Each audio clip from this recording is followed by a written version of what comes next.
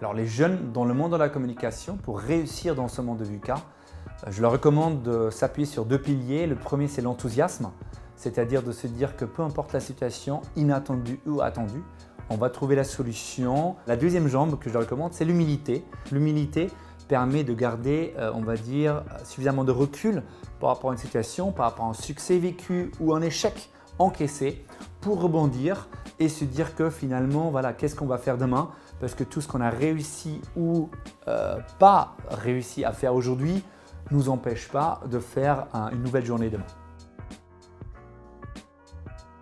Dans le monde complexe du VUCA, de ne pas aller seul où on va vite, mais d'aller ensemble où on va loin peut être une réponse. Donc on vit dans un monde où les alliances font beaucoup de sens.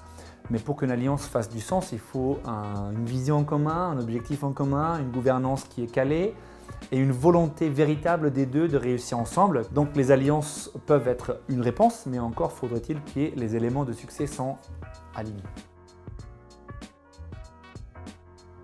Je pense qu'elle s'est basée sur de l'empathie, c'est-à-dire de se mettre dans les chaussures de l'autre, comprendre un dilemme, un douleur, entre guillemets, une friction dans une situation, un service, un secteur, et finalement de bien rebondir, idéalement, mais ça c'est ma conviction personnelle, avec un petit clin d'œil pour prendre l'auteur et de se dire la vie est peut-être compliquée, mais c'est pas si grave.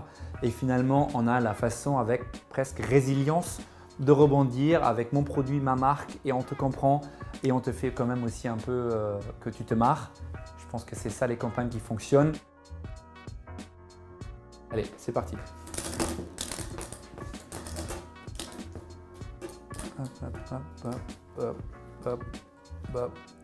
Votre phobie la plus ridicule? J'ai vraiment peur des araignées. Pas très drôle, mais très vrai. Mais j'adore Spider-Man.